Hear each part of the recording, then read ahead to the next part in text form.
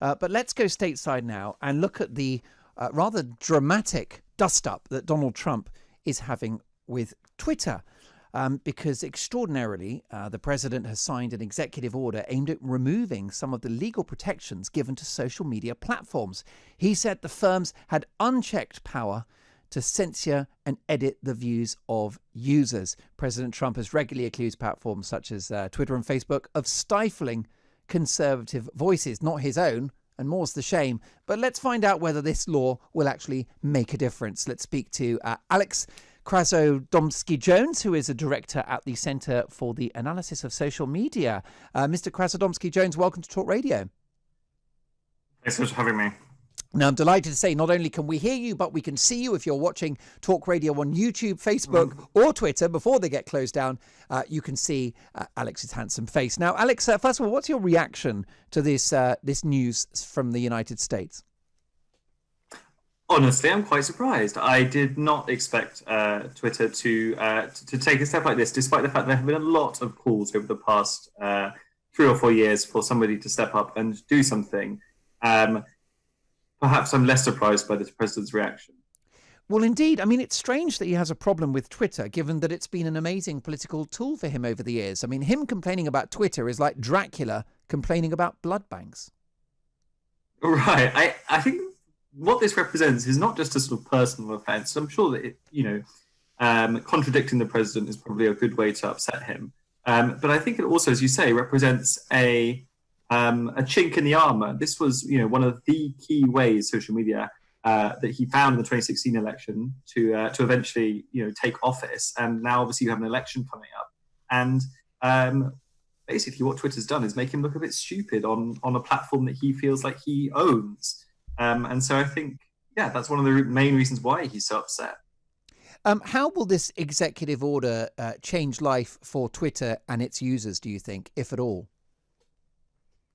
I can't imagine it's going to have a huge impact. What the executive order is trying to do is to repeal what he calls, or what is called Section 230, which basically says that if I post something bad to a social media platform like Facebook or Twitter, the company isn't responsible for what I write to it.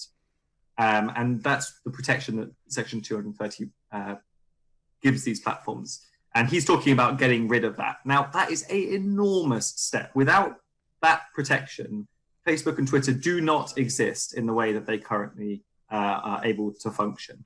And as such, what feels like quite a sort of knee-jerk reaction and a very high-profile one, actually destroying these businesses in their current form is going to take a lot more fighting than I think just Donald Trump signing the executive order. Well, of course, if this order was to be enforced, it would unleash a tsunami of court cases that would last us for the rest of time, I would have thought. Yeah, I mean, of all the places in the world, what you are able to do or not do in a private space, because Facebook is a private space, Twitter is a private space, even if sometimes they do feel like public squares, America tends to protect those kinds of private interests reasonably well, and not on top of which you have this sort of First Amendment, which protects freedom of speech and the ability to post that out on the internet. So I think there is if this is going to go anywhere, it's going to be a real dust up. And what do you think's provoked it? Because, of course, it was very well reported in the last 24 hours that one of Donald Trump's very incendiary tweets about the unrest in Minneapolis is perhaps at the heart of this, because I believe that one of his tweets was more or less sort of blocked or silenced by Twitter. And this was a tweet that referred to the expression, when looting starts, shooting starts. Could you explain the nature of that tweet and what Twitter have done as a result?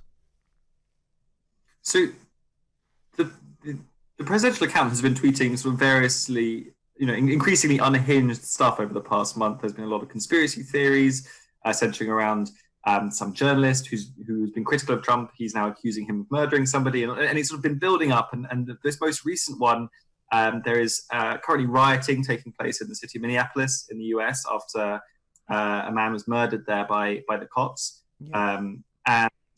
And responding to this, Donald Trump has sent a number of tweets about sort of responding by sending in the National Well, Guard. that's right. And taking Yeah, he wants to look strong and powerful, doesn't he? And suggests he's going to crack down on this civil unrest, even though it may be as a result of a deep sense of injustice in the African American community about, of course, the tragic death of this man who was in under police apprehension.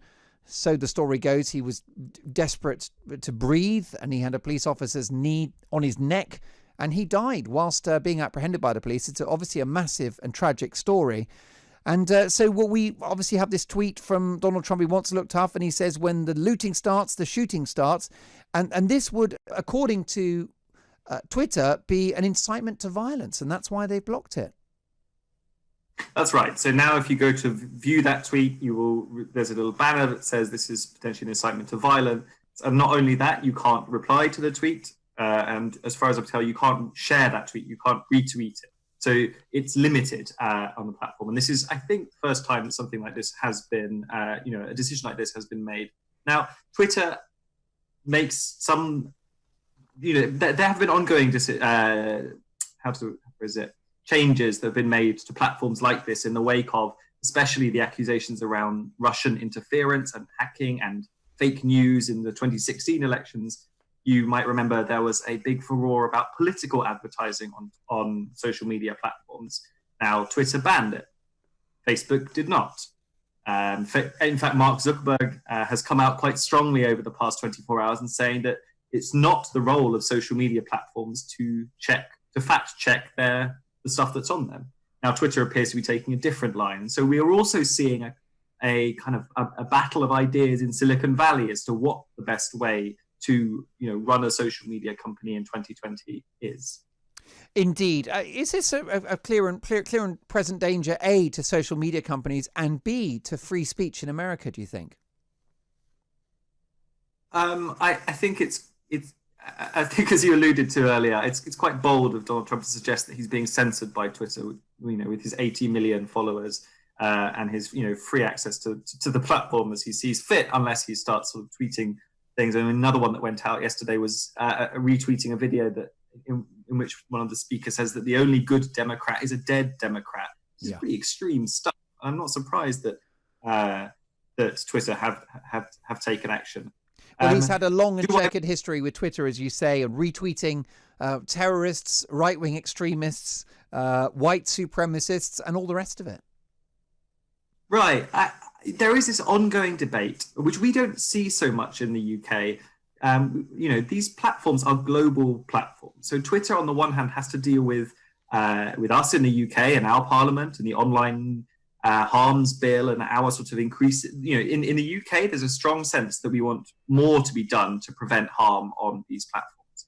But on the other side of the pond, in America, there's a completely different debate where actually, the right wing and specifically parts of the Republican Party are very worried that these platforms are too liberal. They're too sort of Silicon Valley, and they are censoring the ability of conservatives to really get their voice across. Now, I don't know what the truth behind that is, but my sense is it's probably not a platform that is a difficult place to be a conservative in America, given the volume of stuff that we see on the platform. But it's a huge debate that's raging at the moment, and Twitter has to deal with all of these different countries and all of their different intentions and aims and hopes and fears for what the internet might look like in the future simultaneously, which is a really tough job.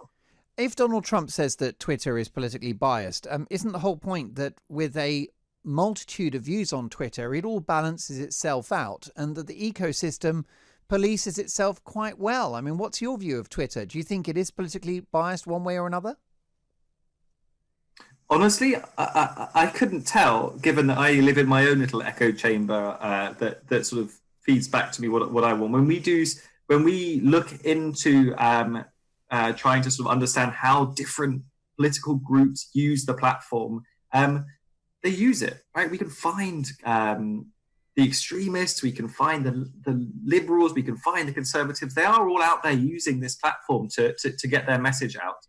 And I do worry that the president is buying into a conspiracy theory here that that conservative voices and right-wing voices are not able to use these platforms.